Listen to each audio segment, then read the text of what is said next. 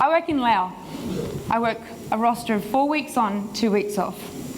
Usually, I stay in a mining camp, and so usually in my 2 weeks off, I like to overindulge in a fair amount of food and drink. When I returned back to work after one of my 2 weeks off, my Lao colleague said to me, "You look fat." Okay, thanks. I appreciated her blatant honesty. I could not have imagined how fat she would have thought I was, seeing me dressed up in my fat suit at the Australian conference a couple of years ago. And I did win an apron on that 3M night. Anyhow. But Dr. Noi said to me, my friend, she said, "Don't worry, in Laos people think she's fat also." My friend is a medical doctor in Laos. Her name is Dr. Noi, which means in Lao, Dr. Small. And I don't understand how someone who would be 60 kilos wringing wet would be considered fat. So it got me thinking. I actually hadn't seen anyone in Laos dieting. It's quite the opposite, in fact. All I had observed is Lao people eating as much as they could, whenever they could. And they eat some crazy stuff.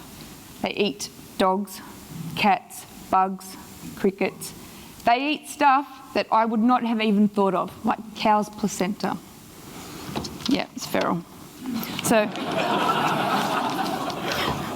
one day I was driving with my colleague and we were in the jungle and I said to him, "Where are the monkeys?" And he said, "We eat them."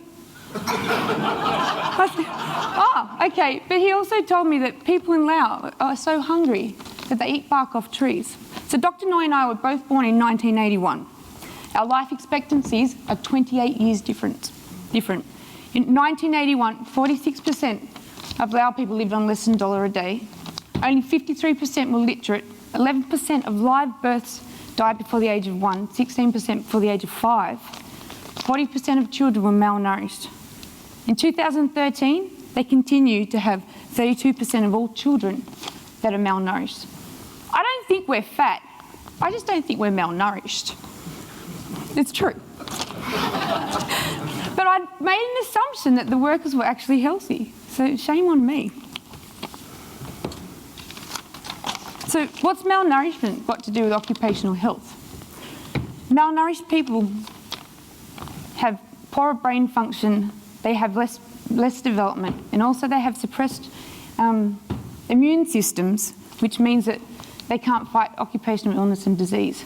So as hygienists, we're looking for those outliers or those people that would be more susceptible in an occupational environment. But what happens when your whole population is made up of those people? So I quickly realised in Laos, my job's not to prevent worker health, ill health, it's actually to preserve the health of the Lao people. But how do I do this? It's easy, yeah? We implement exposure control plans. We can modify the rosters so they've got less exposure and greater recovery periods, or we can just adjust the OELs and be more conservative in that sense. Easy, right? Wrong. The question is, how do I get leaders in an environment where there is no legal accountability whatsoever to give a crap about people's health? I'm on a 1-year fixed-term contract. I know that I can't get in the ear of the leaders.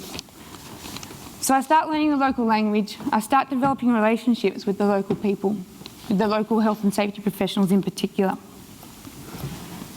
with the objective of imparting my knowledge so they can apply it. They're no different to us, these people. They just don't have the simple resources that we take for advantage of, like books and typical resources that we access every day. That's my thinking face. I'm reflecting there. I'm reflecting.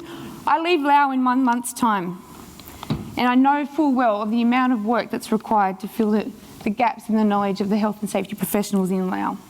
But I think of these gaps as acorns. So through our relationship, we've created a seed, but that's all it is.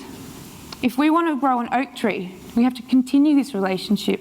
I have to continue imparting knowledge, and we have to plant the seed and water it. So I ask the audience today, how many seeds have you created that need to be planted now and watered so that we can promote worker health?